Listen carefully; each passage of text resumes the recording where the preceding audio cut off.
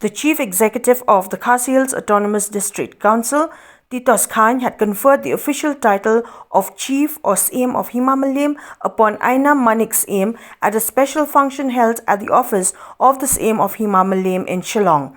Present during the occasion were the executive member of the KHADC in charge of Ilaka, Jamborwar, other members and officials of the district council, family members of Aina Manik SAM besides others.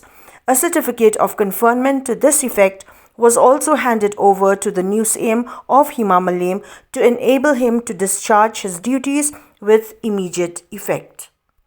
Aina Manik SAM jong Himamalim kumba ke district council kala menjut bakang SAM jong Himamalim kumta ke executive committee Khasi Hills Autonomous District Council Katpum ke section 4 Jong ke Khasi Hills Autonomous District Appointment and Succession of SAM, Deputy SAM, Electors and Rambachnom of Malim SAMship Act 2007 Kumpala Pembaha Hadu Menta Kala Sobha Bantung Yipi Kumusi Mapura Jong ke Himamalim Katpum Ikondon Rum Berikut, sedang no ya kejing rekam bagi jinglong SAM joki karena serta lem dalawen no epi nakakam nakabenta kanu kejing lek palat joki ni nakilulu kidau kibabiak.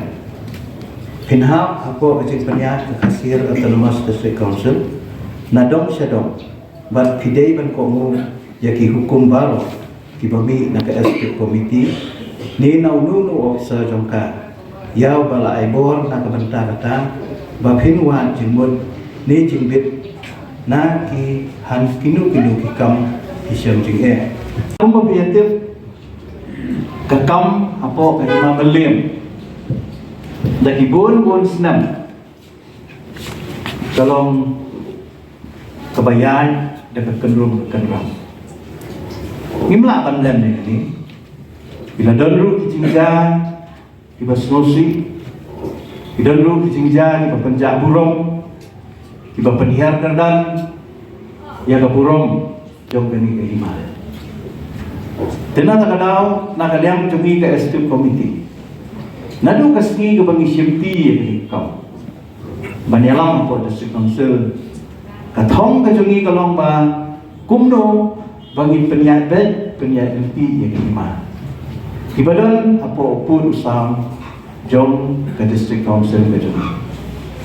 Namar ba tipai tak teng bila du ya ke jinsyania hangi ke district council.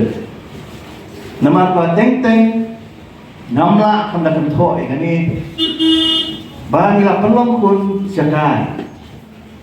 Bangila pelong kamkai. Ila pelong ila penyiar kerdan. Ya kenika ikhtiar, ya kenika bol, kebangi yo lembaga riki sejak jom kari India.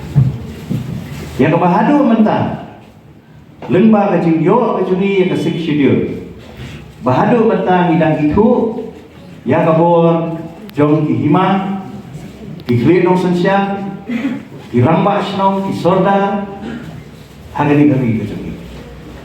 Baladam de. Lembaga ni keriti sensya ke bangingiyo terpa ngatarai kata jadi ke ikhtiar ni keriti ke dustul ke bangina yo kelala pandu pandang